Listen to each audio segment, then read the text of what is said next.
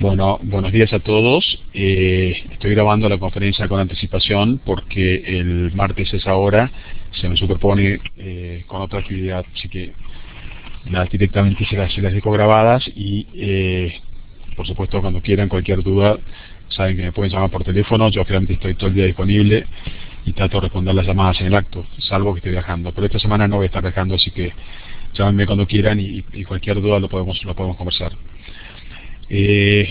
Bueno, ante todo, como vamos a estar usando mucha información en inglés, les recomiendo mucho que usen Google Translate. Es muy bueno, yo lo he usado mucho. Tiene grandes ventajas, pueden poner un documento completo y se lo traduce el documento entero y respeta el formato y todo, así que y las traducciones son bastante buenas. A veces alguna palabra que no corresponde, pero la mayoría de las traducciones son muy buenas. Con lo cual, como nosotros vamos a tener que usar información real, digamos, en este curso, y la información real no está en español, no tenemos más remedio que usar información en inglés, así que les recomiendo que usen Translate. Fíjense cómo funciona. Ustedes apretan Google Translate, a la izquierda ponen en esa ventanita lo que quieren traducir y a la derecha se traduce. Fíjense que bien, el GDP, que es el Gross Domestic Product, se lo traduce como el PIB, que es el Producto Interno Bruto, o sea que realmente las traducciones son muy buenas. Vamos a ver varios temas de la economía, especialmente todos temas que son muy interesantes. Yo creo que seguramente todo esto les va a interesar mucho porque son temas de nuestra vida diaria. Todo el tema del crecimiento económico, el tema del desempleo, el tema de inflación, etcétera. Son todos temas que son interesantes. Es un poco mucho tal vez para ver en una sola reunión, pero sin duda que el tema les va a interesar. A partir de aquí y para todo el resto del seminario, junto con la teoría, les recomiendo mucho que ustedes mismos como quien dice, se remanguen y se metan dentro de las websites y busquen la información. Es un ejercicio muy bueno. Ya que le puse varias websites.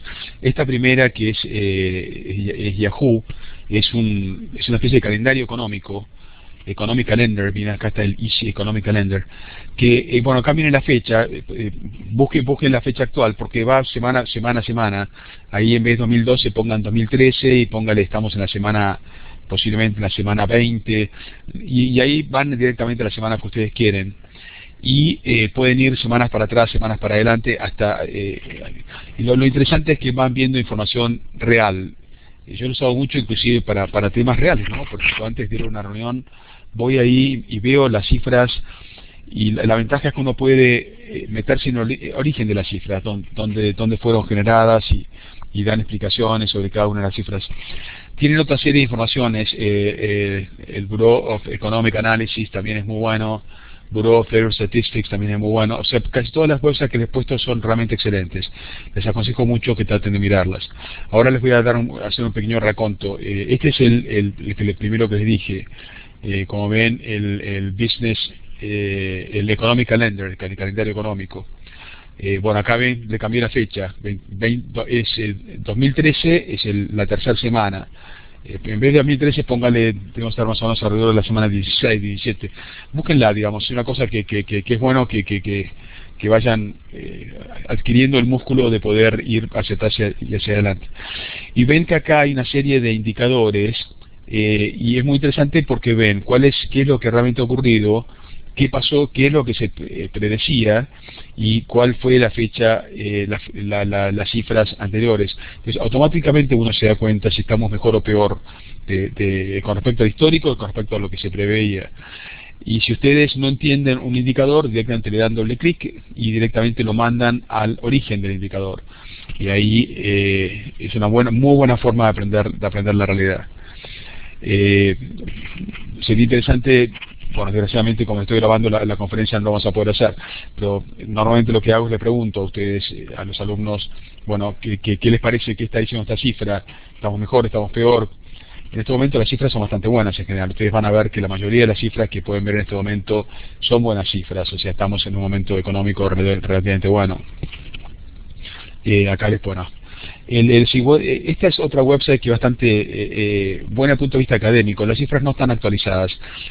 Esto lo hacía George Bush y después lo siguieron un tiempito, no sé por qué lo interrumpieron.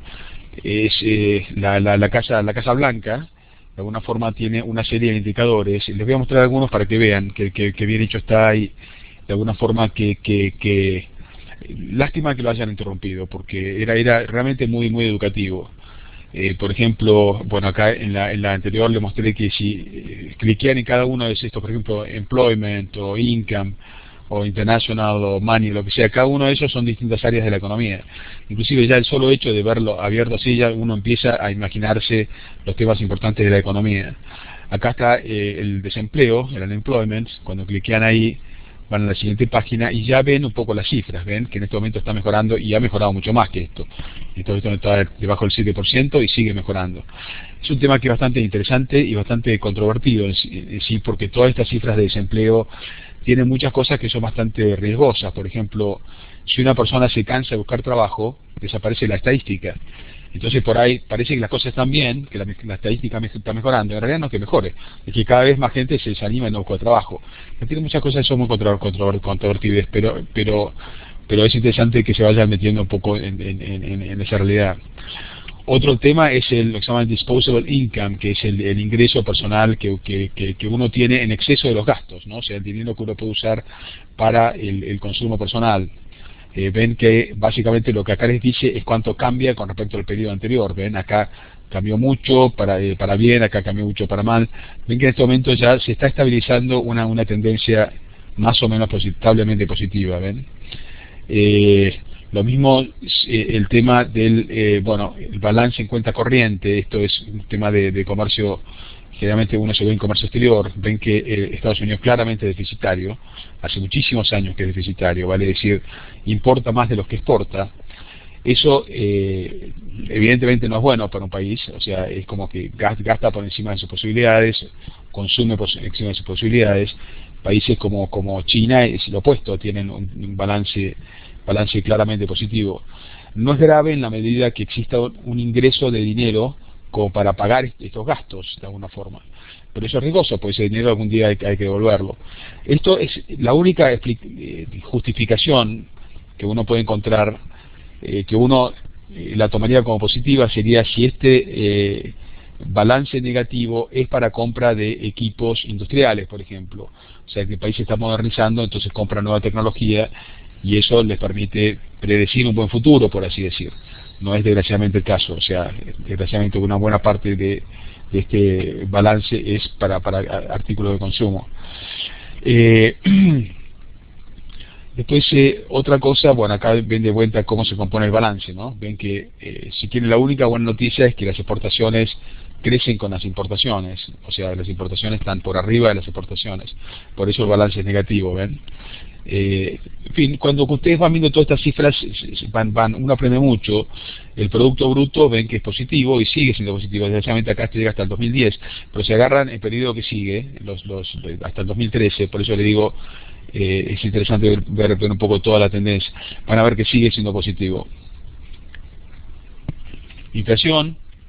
Acá todas estas cifras dicen mucho, porque por ejemplo, ustedes tienen la cifra de inflación, pero también les desglosa la inflación de ciertos productos, por ejemplo los commodities, que son, o por ejemplo el petróleo. Entonces, eso es interesante, porque por ejemplo, ¿qué pasa si el petróleo tiene una alta inflación? Tarde o temprano se va a reflejar en la inflación del resto de la economía. ¿Por qué? Bueno, porque el petróleo es un insumo industrial, y de alguna forma si el petróleo aumenta su valor, también va a aumentar al poco tiempo, eso va a repercutir en inflación. Entonces, en inflación de las empresas, inflación de los insumos, y eso va a producir lo que se llama inflación de costos. En fin, esta es otra website muy buena. Ustedes ven que acá tienen toda una serie de lo que se llaman las cuentas públicas, y también les da muy buena información, y también vale la pena que lo intenten por su cuenta. Fíjense que ustedes pueden crear tablas por su cuenta. Les voy a mostrar ahora cómo se hace, y pueden crear tablas sobre el tema que ustedes quieren. ¿Ven? Por ejemplo, ahí uno va a la tabla que uno quiere, en el slide anterior yo lo seleccioné, y a partir de aquí puedo empezar a usar los datos, y puedo empezar a crear las tablas de lo que yo quiera. O sea, voy haciendo clic, clic, clic, clic, y voy metiéndome en los temas que a mí me interesen, los puedo ir mezclando si quiero inclusive. Ven, por ejemplo, en esta website, acá les aparece una serie de indicadores, uno va marcando los indicadores que a uno le interesa, les aparece primero como una tabla, y uno puede cliquear para que aparezca como un gráfico. Entonces uno va marcando acá en la izquierda, ¿ven? Los temas que uno quiere que grafique, y ahí se los grafica, ¿ven? Entonces es bien interesante, porque ustedes pueden crearse periodos desde pocos meses hasta varias décadas, y van viendo cuáles son los elementos que van subiendo por arriba y por abajo, y a partir de ahí pueden hacer todo un análisis muy fino. Lo valioso de todo esto es que ustedes vayan a las fuentes, ¿ven? O sea, que no se queden en lo que la gente dice, sino lo que ustedes piensan.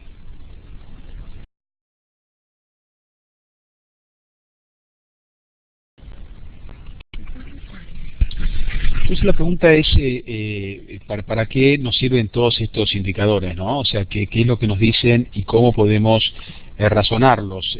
Ahora que estamos un poco entre todos tomando un poco el rol de economistas. Fíjense que de alguna forma lo que se busca es entender que cómo se logra prosperidad económica. Recuerden que el tema de esta charla es todo el tema de desarrollo económico, y básicamente eso lo mide esta Y, que es, como ven acá, es el PIB, el Producto Interno Bruto, que es el total de toda la creación económica que hay en toda la economía, ¿ven? Y eso de alguna forma tiene como una contrapartida en todos estos indicadores que indican a dónde fue a parar el dinero, por así decir. ¿Ven? O sea, por ejemplo, esta C es, como ven acá, los gastos de consumo. O sea, todo lo que se gasta de alguna forma se refleja en un crecimiento económico. Entonces vale decir es que las familias consumen, y bueno, y eso produce crecimiento económico. Si las familias compran vehículos o compran casas o lo que fuere, o compran comidas, lo que fuere, de alguna forma ahí tienen crecimiento económico. El segundo, la I latina, es la inversión, lo que consumen las empresas, por así decir, lo que gastan en nuevas maquinarias, nuevas tecnologías, salarios, etcétera. La tercera son lo que influye en los gastos del gobierno. Básicamente el gobierno cuando gasta tanto en salarios de empleados públicos como cuando construye una autopista o lo que fuere, ¿no? Y finalmente todo lo que es el balance entre las exportaciones e importaciones. Recuerdan que les acabo de mostrar un gráfico hace un par de gráficos atrás, de slides atrás, donde muestra el balance de comercio exterior. O sea, X es las exportaciones, M es las importaciones, o sea, todo lo que se exporta en el fondo se produjo, o sea, es parte de lo que es el crecimiento económico, el desarrollo económico de un país. Todo lo que se importa, en cierto modo, patea en contra, digamos, de forma, es dinero que ese país gasta, y no va a parar digamos, una forma, a los bolsillos de las empresas o los particulares, sino que va a parar a extranjeros. Entonces eso en cierto modo es una mala noticia. Entonces van a ir viendo ahora, vamos a ir viendo algunas gráficas y todo, para que se den cuenta que uno tiene que analizar estos factores, ¿no? Cada vez que quiere ver cómo andan las cosas. Les muestro acá una cosa interesante que es algo que les puse en la website esta, y les recomiendo mucho que la miren. Se van a infartar cuando la miren, pues van a ver cómo no para de crecer la deuda pública. Yo acá no se los puedo mostrar porque esto es un PowerPoint, ¿no? Pero si ustedes van a esa website que les puse acá, van a ver cómo no para de crecer la deuda pública, y eso es algo que evidentemente asusta.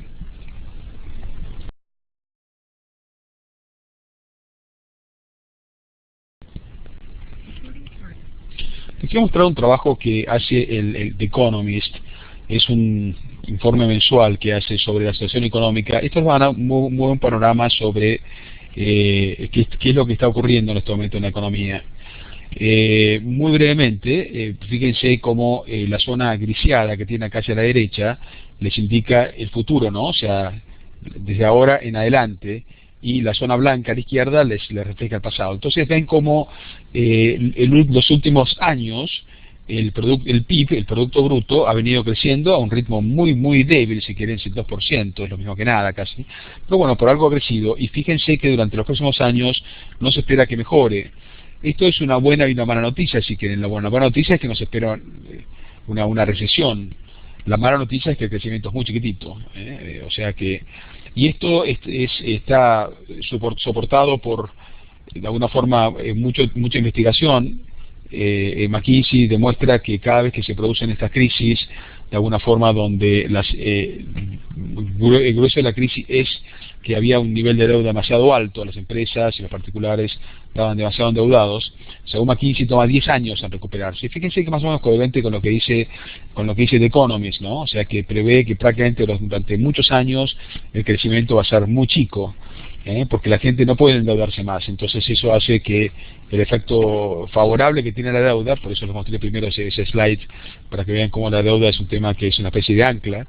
Es muy difícil que la economía crezca mientras la gente no pueda asumir más deuda. O sea, como que el gasto es el gasto, como se dice, a raíz de lo que la gente puede, pero no sin la palanca que representa la deuda. Esta es la situación de Europa. Ven que en este momento está en una situación claramente recesiva por culpa del euro. El economista es más o menos optimista, dice que bueno, tal vez en un momento las cosas empiecen a mejorar y se salga de la crisis del euro. Hay que ver qué pasa, van a ver después que esto es discutible, pero bueno, es una posibilidad. Japón, fíjense que la situación de Japón es más o menos, se espera que las cosas sigan como están ahora, con un crecimiento del Producto Bruto prácticamente entre el 1 y el 2%, lo cual realmente es muy poco.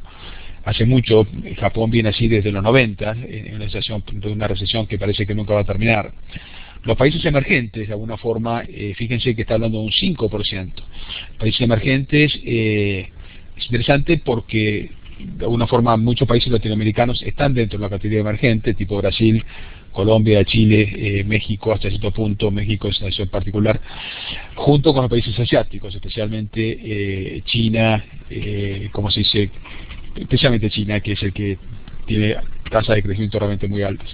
O sea que ven que esto es coherente con lo que les había mostrado recién. Ven que Estados Unidos y Japón están con tasas de crecimiento muy bajas y los países emergentes están creciendo mucho. De alguna forma el promedio del mundo está alrededor del 4%, que es la cifra universal. Siempre en la mayoría de países el crecimiento siempre se habla de una cifra cercana al 4%. Un tema interesante es lo que pasa con el petróleo. Y el petróleo es muy importante, porque ustedes ven que es un insumo grande de las industrias. Fíjense que el petróleo sufrió una especie de oleada especulativa muy fuerte, donde fíjense cómo el precio del petróleo saltó de una cifra baja a una cifra de prácticamente casi $150 por barril, de una cifra de $50 por barril. En principio se espera que no exista otra corrida especulativa, pero eso nunca se puede predecir. Pero eso es un poco lo que, como ven la cifra de lo que se espera que va a ser el crecimiento de los precios. Y fíjense que eso también está impactado por el consumo. Por una parte que está impactada por el consumo, o sea, ven que acá el consumo de petróleo subió y después bajó, obviamente por toda la recesión internacional, ¿ven? A medida que se vaya superando la recesión, irá aumentando el consumo por vía natural y eso impactará en los precios. El resto de los commodities, básicamente toda la parte alimentos, fíjense que eso es importante porque de alguna forma, si uno espera que aumenten los precios, eso puede impactar en las decisiones del gobierno de que empiece a subir las tasas de interés para combatir la inflación. Con lo cual es importante mirar estos indicadores, porque esto básicamente le está diciendo, si en petróleo se espera una suba de precios, si en commodities se espera una suba de precios, en alimentos, bueno, entonces es posible que haya presiones inflacionarias y el gobierno decida subir las tasas de interés. Sin embargo, este gráfico muestra que eso no debería ser una preocupación durante un tiempo. Ven que la tasa de interés del gobierno realmente está bastante baja. Fíjense, la grisecita es la de los Federal Funds y está prácticamente casi en el 0%, ¿ven? Que acá está casi tocando el 0%. Y no se prevé que suba hasta recién en el 2016. Eso es signo de que no se espera inflación. Digamos, si se espera que la recesión continúe, o no recesión, por está de alguna forma crecimiento muy bajo de la economía. Obviamente, mientras la economía crezca, tampoco el gobierno no va a tocar las tasas de interés, porque si toca las tasas de interés, automáticamente frena el crecimiento de la economía. Entonces las tasas de interés están bajas y van a seguir siendo bajas. En algunos países no son tan bajas, por ejemplo, pero por otras causas, que bueno, no vamos a entrar ahora, pues va a ser un poco largo. tipo de cambio, esto es muy lógico, porque ustedes dicen por qué el tipo de cambio, por qué el tipo de cambio del el dólar sigue con esta tendencia, y la razón es muy obvia, porque si ustedes ven que las tasas de interés son tan bajas en Estados Unidos, fíjense en el gráfico anterior muestra que en Europa las tasas son más altas, pero si ustedes ven que las tasas de interés en Estados Unidos son tan bajas, eso hace que haya poca atracción por los inversores internacionales por comprar dólares. Entonces, si no hay demanda de dólares, el precio del dólar cae. Y esto es bueno para Estados Unidos, de cierto modo, porque de alguna forma lo que permite es que cuando cae cae el dólar, de alguna forma se debilita el dólar, eso hace que aumente las exportaciones americanas. O sea, por ahí no es bueno para todo el mundo, especialmente China tal vez, pero para Estados Unidos decididamente es una buena información. Entonces, fíjense que estos son los factores de riesgo que plantea el Economist. Dice que el factor de riesgo más importante es el tema de lo que está pasando en Europa. Entonces, y que la crisis internacional, de alguna forma, lleva a países a volverse más proteccionistas. Esos son los temas más gruesos. Que continúe la recesión o que se genere una nueva recesión, etcétera. Eso es un poco para darles un poco panorama sobre para qué sirve todos esta ecuación que les mostré, donde se ve el consumo, el gasto de gobierno, etcétera. Ven que ahí es donde se relacionan todas esas variables.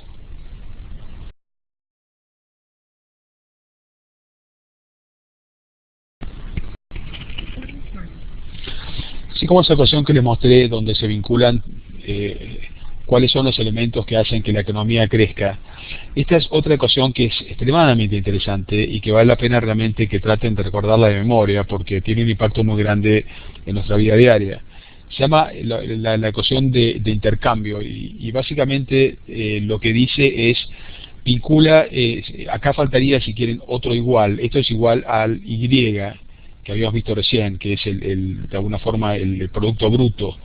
De alguna forma, por así decirlo, lo que está diciendo esta ecuación es que todo lo que se produce, de alguna forma, tiene una contrapartida monetaria, vale decir. Lo que están diciendo es que todo ese dinero que se mueve en la economía, de alguna forma, está vinculado con toda la cantidad de dinero que está en circulación. ¿Y cuántas veces circula por año? Por ejemplo, si uno tiene en circulación $1 billón y se mueve 10 veces por año, entonces lo que se movió en la economía es de 10 billones por año. ¿Se dan cuenta?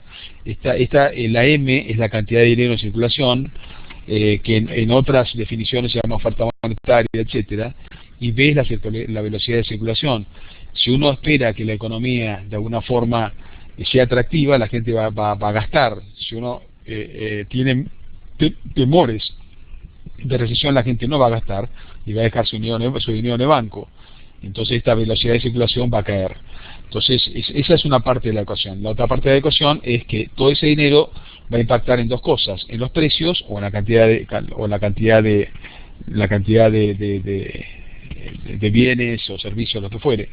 Entonces, fíjense que interesante como ustedes ven todo esto al mismo tiempo, porque básicamente lo que están diciendo es lo siguiente: si uno, tipo la Reserva Federal, inyecta dinero dentro del mercado, o el gobierno gasta dinero dentro del mercado, de alguna forma ese dinero puede ir a parar a dos lados. Puede ir a parar o a precios, o puede ir a parar a consumo, a aumento de la economía.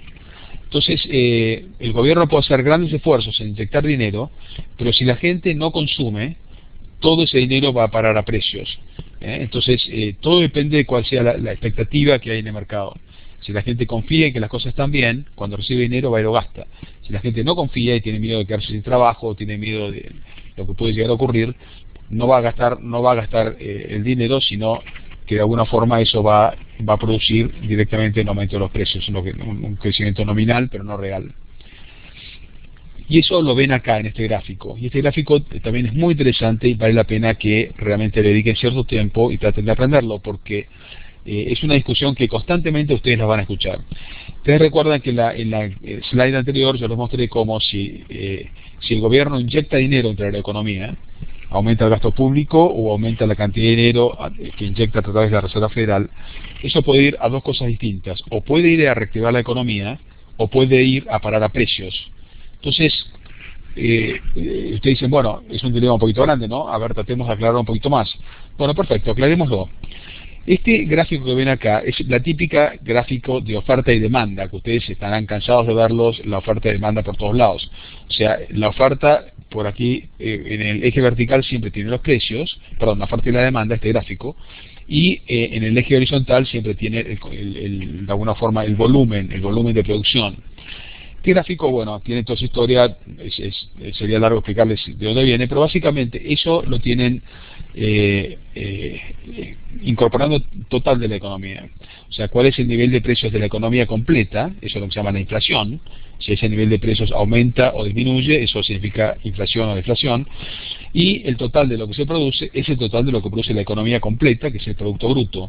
Entonces ven acá que esta curva de oferta y su correlativa, la curva de demanda, esto es para la totalidad de la economía, es una especie de promedio de la economía completa de un país. Bueno, ¿y qué son todas estas cosas que dice acá, el rango keynesiano, etcétera? Básicamente lo que dice es lo siguiente: si uno está en una época recesiva, la curva de, que eso fue lo que ocurrió justamente en la época de Keynes, o sea, en los años 30, la economía está como muy agitada, estamos en una parte muy baja de la economía. Entonces, como la gente en épocas recesivas tiene miedo de gastar, porque no sabe lo que va a pasar, no sabe si va a quedar sin trabajo, no sabe lo que va a ocurrir, entonces la gente tiene tendencia a no, ¿cómo se dice? En fin, bueno, se lo estoy explicando, les tengo que explicar primero la otra curva para que se den cuenta. La otra curva que no está acá, y ahora les completo la frase, pero la otra curva que no está acá, esta es la curva de oferta, y lo que falta acá sería la curva de demanda. Entonces, lo que ocurre es que la curva de demanda puede estar en distintas zonas. La curva de demanda puede estar por esta zona de acá, puede estar por esta zona de acá, puede estar por esta zona de acá o por esta zona de acá. O sea, la curva de demanda puede estar en distintas partes en este momento.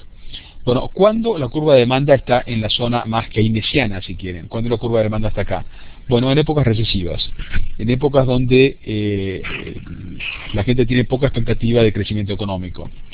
¿Qué pasa si el gobierno inyecta dinero a través de aumento del gasto público o aumento de inyección de dinero a través de la Reserva Federal, del Banco Central del gobierno? Lo que ocurre es que todo el dinero que se inyecta, de alguna forma, va a parar a consumo directamente. Es lo que se llama el rango keynesiano. O sea, no pueden aumentar los precios, las empresas no pueden darse el lujo de aumentar los precios, porque estamos en recesión.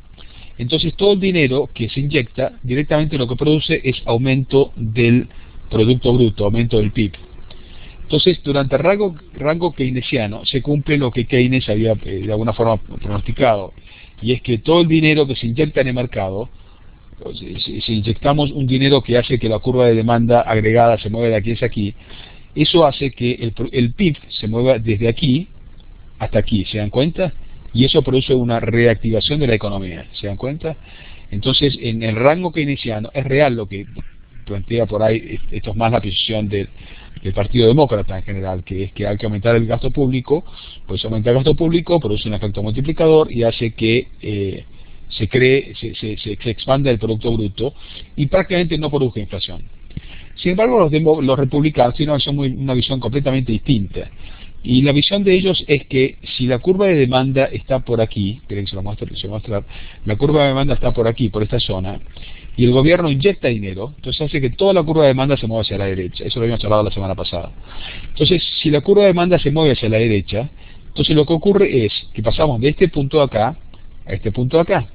Entonces, eso hace que el Producto Bruto crezca muy poquito, o prácticamente nada, pero los precios crezcan mucho.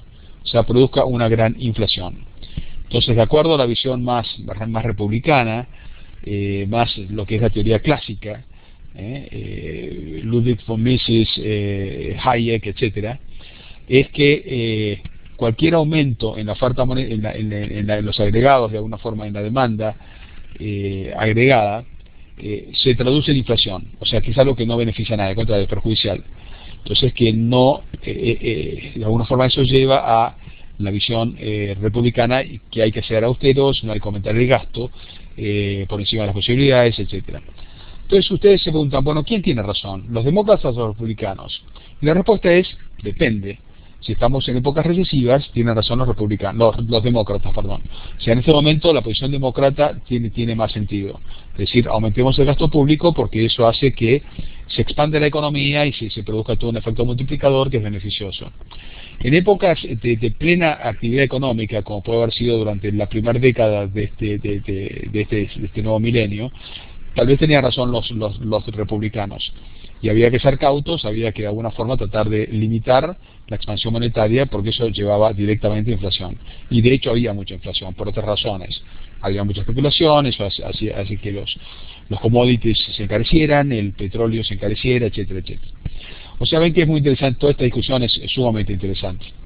Acá yo se lo grafiqué de una forma más detallada, ven, se aumenta la demanda agregada y de alguna forma eso hace que, como les mostré recién, casi no hay aumento de precios, de acá pasan a este punto acá, ven que el aumento de precios es efímero, pero el aumento del Producto Bruto es importante, ¿ven? En fin, esto también se usa con otros fines, el gráfico este es muy rico si quieren, y muestra cuando hay inflación, de alguna forma lo que hace el gobierno es seca el mercado, saca dinero del mercado, entonces hace que se caiga la demanda agregada y eso hace que se caiga la inflación, ¿ven? Y eso tiene sentido en épocas no recesivas. Por ejemplo, ahora es absurdo, y eso se ha hecho en Europa y se ha llegado a la conclusión que es una cosa descabellada. De alguna forma todos los planes de austeridad que se lanzaron en Europa son descabellados, pero lo único que hacen es generar una mayor recesión. Y Europa está sufriendo por una recesión muy grande, justamente por esas políticas equivocadas, de no gastar. No gastar en este momento es una mala decisión. En fin, esto ya se lo mostré, así que ya no se los voy a repetir. Bueno, me gustaría cerrar la charla esta con dándole una visión más global, si quieren, que es muy interesante, muy abarcativa y muy enriquecedora, para ver un poco qué es lo que está pasando en el mundo. Les voy a mostrar una serie de informaciones de distintas fuentes. Por ejemplo, este gráfico de acá es de McKinsey, y da una información que es muy impactante. Presten atención a los números, porque los números son impactantes. Fíjense lo que dice McKinsey. El Producto Bruto del GDP del mundo completo en los últimos 30 años ha aumentado de 10 trillones de dólares a 55 trillones de dólares. O sea, de 10 a 50. Eso es lo que ha aumentado la economía real. Ahora fíjense, los fondos globales, que son las columnas que tienen acá, se han expandido también de 10 trillones, empezaron en 10, son 12, que no llego a ver, creo que me parece que es 2, a una cifra de 200 trillones. O sea que acá estamos hablando que la economía real es de 55 y la economía financiera, por así decirlo, ¿cierto? La patronal financiera, 200. Nominalmente hace 30 años tenían el mismo número, porque es un concepto distinto, ¿no? Porque uno es dólares y el otro es dólares por año. Y en este momento como ven, ha crecido toda la parte financiera 4 veces más que la economía real.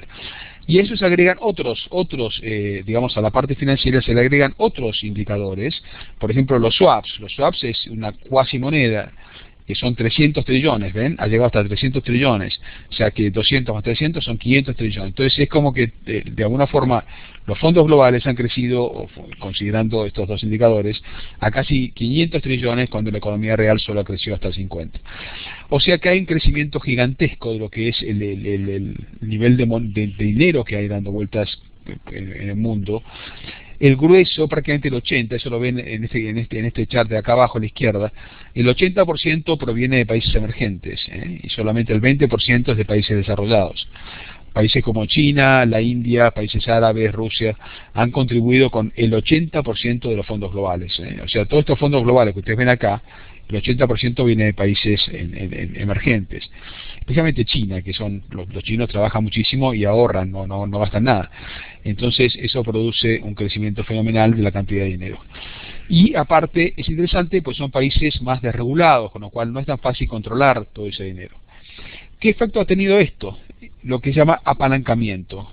Los países han crecido su endeudamiento, en algunos casos en formas gigantescas. Por ejemplo, Japón tiene una relación entre los fondos y la deuda, la deuda y el PBI de 4 veces más, es enorme.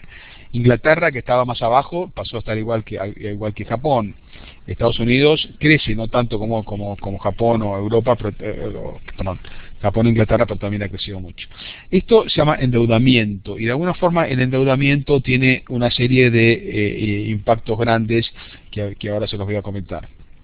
En fin, todo ese dinero lo que produjo es una gigantesca especulación financiera. ¿Se acuerdan que yo les dije cómo creció en los últimos 30 años la cantidad de dinero?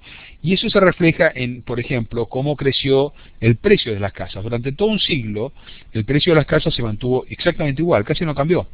En la última década del 90, fíjense cómo explotó el precio de las casas. Pasó a costar 2 y 3 veces más caro de lo que había sido el de todo el siglo. Eso se dan cuenta que es mucha especulación financiera, pues dinero que entra y sale, y produce un crecimiento en los precios de las casas que es realmente altísimo. Eso produce todo un efecto dominó, que ustedes lo conocen, que es lo que pasó en el año 2008, que termina, cuando bajan los precios, cuando se normalizan los precios, produce toda una debacle financiera. ¿Quiénes son los perdedores? Cuando ustedes ven la lista de los perdedores, se van a sentir muy identificados. O sea, nosotros somos los perdedores, los trabajadores, la gente joven, los que pagamos impuestos, los que tenemos que pagar deudas. O sea, todos los perdedores somos básicamente lo que se puede sintetizar con el nombre Main Street, o sea, la gente que trabaja. ¿Qué impacto tiene? ¿Qué es lo que puede predecirse con respecto al futuro? Fíjense, como muestra este gráfico de McKinsey acá a la derecha, dice que cada vez que los países que se han apalancado, se han endeudado a lo largo de la historia, les ha tomado 10 años desapalancarse. O sea, toda esa deuda producida por esa cantidad de dinero que les dije, produce un crecimiento de la deuda, y durante 10 años, toma 10 años salir de ese alto endeudamiento. Esto también tiene otros efectos, se lo voy a explicar un poco rápido. La próxima clase se lo explico más en detalle cuando hablemos de la parte internacional.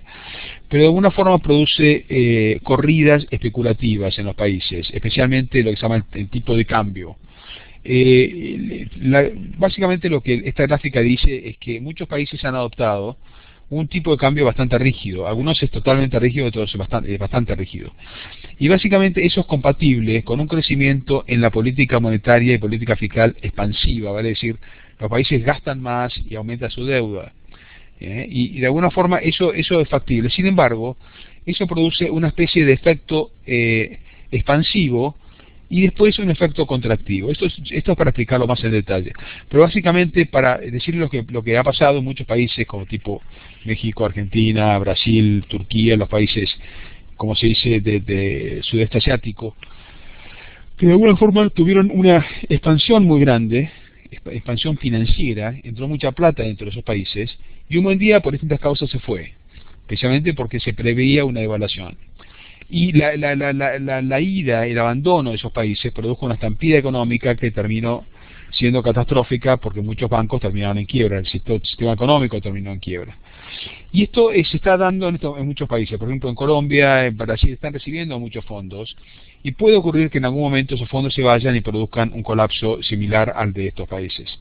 Esto es un tema muy interesante realmente para discutir, pero ven que básicamente todos estos indicadores les va mostrando realidades y esas realidades tienen un impacto en, como les digo, en distintas áreas de la economía. Esto es todo.